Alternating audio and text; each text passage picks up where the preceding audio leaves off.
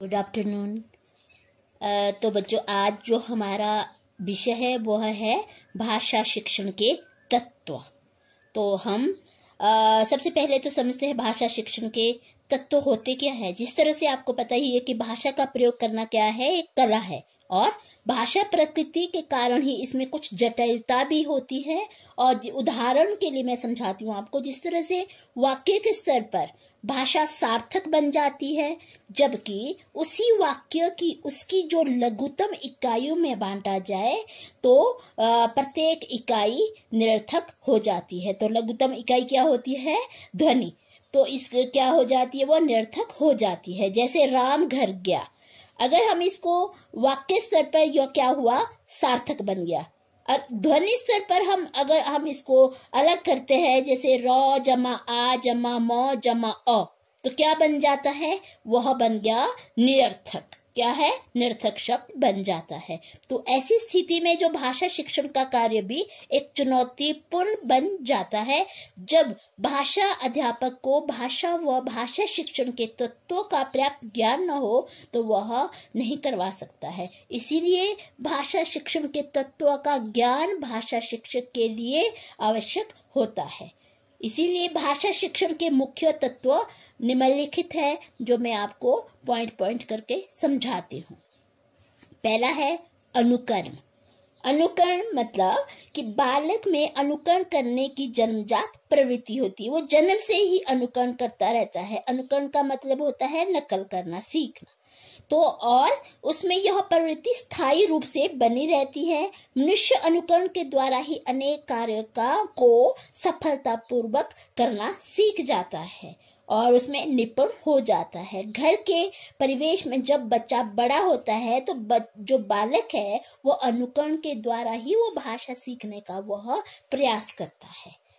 और अनुकरण भाषा शिक्षण का एक अनिवार्य एवं महत्वपूर्ण तत्व है। और भाषा कक्ष में बालक शिक्षक के उच्चारण का ही अनुकरण नहीं करते, बल्कि उसके स्वभाव, व्यवहार आदि का भी वह अनुकरण करते रहते हैं। और यदि अध्यापक का उच्चारण दोषपूर्ण होगा तब क्या होगा? तो ऐसी स्थिति में बच्चों का दोषपूर्ण उच्चारण होने की संभावना होती है, क्योंकि यह जो बच्चा है यहाँ क्या कर रहा है? वो अनुकरण कर रहा है, नकल कर रहा है। तो इसीलिए जो भाषा अध्यापक होता है उसका उच्चारण शुद्ध होना चाहिए। और भाषा शिक्षक का यही प्रयास होना चाहिए कि कक्ष व विद्यालय में उसका व्यवहार, उसका उच्चारण, लेखन आदि आदर्श रूप में हो।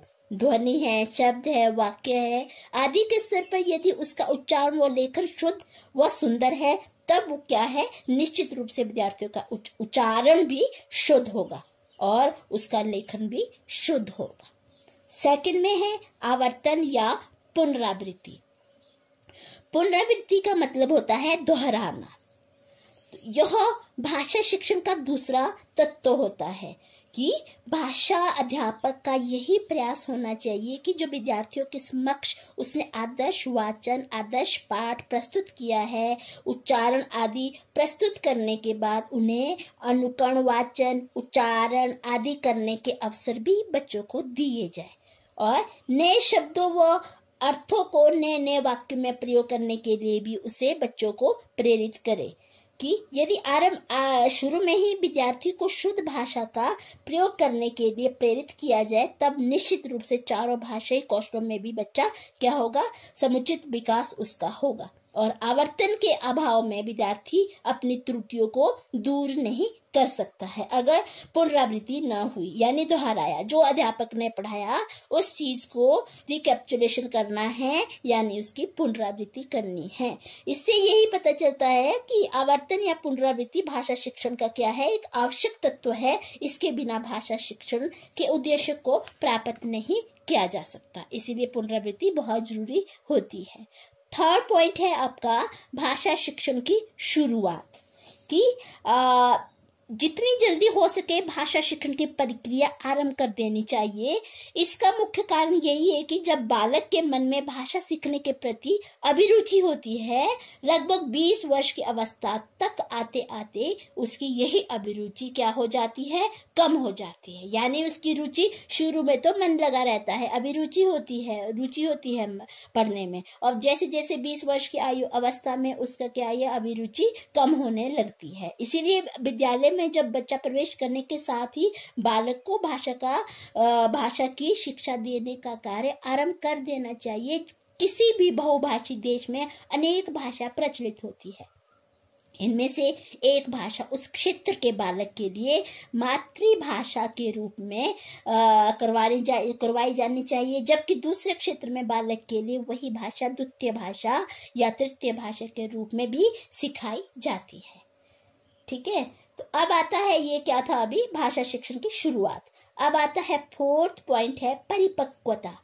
परिपक्वता से तात्पर्य है विद्यार्थी की बौद्धिक एवं मानसिक क्षमता के विकास की स्थिति। तो इसमें विद्यालय में जैसे बच्चा प्रवेश करने से पहले ही बालक अपने भाव को अभिव्यक्त करने में क्या हो चुका होता है, सक्षम हो चुका होता है, निपुण हो चुका होता है, परिपक्व हो चुका होता है, और उसके बाद वह उसकी जो शब्द भंडार होते हैं वो कुछ निश्चित शब्द भंडार उसने सीख लिए होते हैं, और उसका यही भाषाई ज्ञान अपरिपक्व होता है। वह भाषा के विविध पक्षों, तत्व, संरचना आदि के नियमों से अनजान रहता है, और भाषा के इन पक्षों, तत्व, संरचना आदि का ज्ञान बालक को किस स्तर पर दिया जाना चाहिए, यह बात भाषा शिक्षण में अत्यंत महत्वपूर्ण है। यदि विद्यालय में प्रवेश करने के तुरंत बाद ही व्याकरण के नियमों, ध्वनि आदि का ज्ञान देने का प्रयास किया जाए तो क्या है, बच्चा अपने निश्चित रूप से अपने मन में भाषा के प्रति रुचि उत्पन्न होगी और वह भाषा सीखने के लिए मानसिक रूप से तैयार नहीं होगा कि एकदम से अगर उसे व्याकरण के नियम सिखाए जाए। तो दूसरी ओर यदि विद्यालय में बालक के सबसे पहले क्या किया जाना चाहिए, अभिव्यक्त व श्रवण कौशल का विकास किया जाए। उसके बाद क्या होगा कि उसके पठन कौशल और लेखन कौशल का विकास किया जाए, तब निश्चित रूप से उसकी भाषा रोचक, ज्ञानवर्धक और आनंदप्रद विषय बन जाते हैं। तो ऐसी स्थिति में भाषा शिक्षण के दौरान अध्यापक को विद्यार्थियों की मानसिक और बौद्धिक क्षमता के अनुरूप भाषाई तत्वों का ज्ञान प्रदान किया जाए। अब आता है आपका प्रवर्तन। तो प्रवर्तन भी भाषा शिक्षण का एक मुख्य तत्व होता है। नया ज्ञान प्राप्त करने के लिए बालक को जो तत्व प्रवृत्त करता है उसे क्या कहा जाता है, प्रवर्तक, यानी मोटिव उसे कहते हैं। दूसरी ओर इन प्रवर्तकों से भाषा शिक्षण में जो सहायता मिलती है उसे प्रवर्तन यानी उसे मोटिवेशन कहा जाता है। और ऐसी स्थिति में भाषा शिक्षण के दौरान अध्यापक को ऐसे प्रयास करने चाहिए कि जो विद्यार्थी नया ज्ञान प्राप्त करने के लिए भी उत्सुक रहे, और इसके लिए हाव भाव, बॉडी जेस्चर, वाक कला में विविधता, मौन विराम, शिक्षण विधियों में भिन्नता आदि जैसे घटकों का प्रयोग कर सकता है। और अध्यापक कक्षा में स्वयं भी क्रियाशील रहता है और विद्यार्थी निष्क्रिय और मूक श्रोता बनकर बैठे रहे या शिक्षक एक ही विधि द्वारा शिक्षण प्रक्रिया का संचालन करता रहे, तब निश्चित रूप से क्या हो जाता है, विद्यार्थी के मन में भाषा सीखने के प्रति उत्साह, रुचि कम हो जाती है। तो हम यही कह सकते हैं कि प्रवर्तन भी भाषा शिक्षण का एक महत्वपूर्ण तत्व होता है। अब आता है उपयोजन। उपयोजन का मतलब होता है कि अर्जित किए गए भाषाई ज्ञान का समुचित रूप से प्रत्यक्ष व्यवहार में उपयोग करना ही उपयोजन कहलाता है। और यही भाषा शिक्षण का महत्वपूर्ण तत्व होता है कि भाषा शिक्षण में शिक्षक का प्रयास होना चाहिए कि विद्यार्थी ने जो नया ज्ञान अर्जित किया है अपने व्यवहारिक जीवन में भी उसका प्रयोग करे, और ऐसा करने से उनकी आत्माभिव्यक्ति का विकास होगा तथा वह समय और परिस्थिति के अनुरूप भाषा का उपयोजन करना सीखता है। जिस तरह से उदाहरण है कि विद्यार्थी में इतनी क्षमता होनी चाहिए कि वे कक्षा में पढ़ाए गए जो भी लोकोक्ति है, मुहावरे आदि का अपनी भाषा में प्रयोग कर सके और सीखे हुए जो भी नए नए शब्दों का प्रयोग कर सके और अपनी अभिव्यक्ति की भाषा शैलियों का प्रयोग अपनी अभिव्यक्त प्रस्तुत कर सके। तो हम यही कह सकते हैं कि भाषा शिक्षक को इस तथ्य की ओर ध्यान देना चाहिए कि सभी विद्यार्थी भाषिक व्यवहार में सक्रियता से भाग लेते रहे अथवा ले रहे हैं अथवा नहीं। यदि ऐसा नहीं कर रहे हैं तो भाषा अध्यापक का यही कर्तव्य बनता है कि उन्हें उसकी ओर प्रवृत्त किया जाए। तो ये आपके अब है 7 पॉइंट वातावरण। हमें भाषा शिक्षण की सफलता इस बात पर भी निर्भर करती है कि क्या विद्यार्थी को भाषा सीखने के लिए अनुकूल वातावरण मिल रहा है जहां वो भाषा सीख रहा है। क्या भाषा सीखने के लिए परिवार, समाज, पाठशाला आदि का परिवेश भी अनुकूल होना आवश्यक होता है। चाहे वो घर का परिवार है, चाहे समाज है, चाहे पाठशाला, वहां का हर का वातावरण क्या होना चाहिए, अनुकूल वातावरण होना चाहिए। जिस बालक के परिवार में शुद्ध भाषा का प्रयोग होता है उसके आस पड़ोस में भी शुद्ध भाषा का प्रयोग होता है तथा विद्यालय में भी शिक्षक व अन्य विद्यार्थी शुद्ध भाषा का प्रयोग करते हैं। ऐसे बालक के लिए भाषा सीखना अत्यंत सरल व सहज बन जाता है।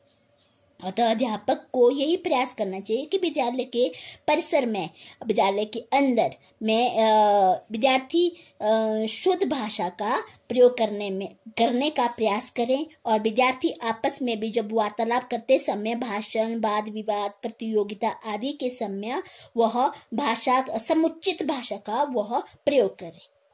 ठीक है। तो उसके बाद उन्हें कवि से मेलनों, साहित्य गोष्ठी आदि में ले जाने का भी उसे प्रयास करे। तो ये क्या है, वातावरण। अब आता है 8 पॉइंट क्रमबद्ध विकास। यहाँ पे बालक सबसे पहले भाषा की मौखिक रूप से परिचित हो जाता है और उसके बाद क्या करता है, अभिव्यक्ति कौशल व श्रवण कौशल का विकास सबसे पहले होता है। उसके बाद वाचन कौशल और लेखन कौशल का भी विकास हो जाता है। यदि जो भाषा शिक्षण का उद्देश्यपूर्ण बनाना है तो क्या किया जाना चाहिए कि जो भाषा अध्यापक को इसी क्रम में विद्यार्थियों को भाषाई कौशलों का विकास किया जाना चाहिए, क्रम के अकॉर्डिंग किया जाना चाहिए। यदि अध्यापक का उच्चारण शुद्ध व स्पष्ट होगा तब क्या होगा, निश्चित रूप से विद्यार्थियों के श्रवण कौशल के विकास के साथ साथ मौखिक कौशल का भी विकास होगा। यदि भाषा शिक्षक का लेखन सुंदर सुडौल है तब क्या है, निश्चित रूप से विद्यार्थियों के वाचन और लेखन कौशल का भी समुचित विकास होगा। और इस प्रकार जो अध्यापक होता है प्रसिद्ध महापुरुषों, साहित्यकारों की जीवनी, आत्मकथा रचनाओं आदि की सहायता से भी विद्यार्थियों के वाचन और लेखन कौशल का विकास कर सकता है। तो ये क्या हुआ, 8 पॉइंट क्रमबद्ध विकास। अब है 9 शिक्षण सूत्र का प्रयोग, कि भाषा शिक्षण के में शिक्षण सूत्र का भी एक महत्वपूर्ण भूमिका निभाता है। यदि भाषा शिक्षक के पास शिक्षण सूत्रों का समुचित ज्ञान है तब वह उनका प्रयोग करके अपने भाषा शिक्षण को रोचक आनंदप्रद बना सकता है। तब शिक्षण उद्देश्यों को भी वह प्राप्त कर सकता है। उसके बाद लास्ट पॉइंट है शिक्षण के सामान्य सिद्धांतों की अनुप्रेरणा। यहाँ क्या है कि अनेक जो शिक्षा शास्त्री है अपने अपने मतानुसार शिक्षण के अलग अलग सामान्य सिद्धांत बताते हैं, जैसे स्वाभाविकता का सिद्धांत, क्रियाशीलता का सिद्धांत, चयन का सिद्धांत, जो आपको पहले करा दिया गया है। यानी शिक्षण के इन सामान्य सिद्धांतों की ही सहायता से भाषा शिक्षण को प्रभावशाली, रोचक व उद्देश्यपूर्ण बनाया जा सकता है। तो बच्चों, ये था भाषा शिक्षण के तत्व। Thank you.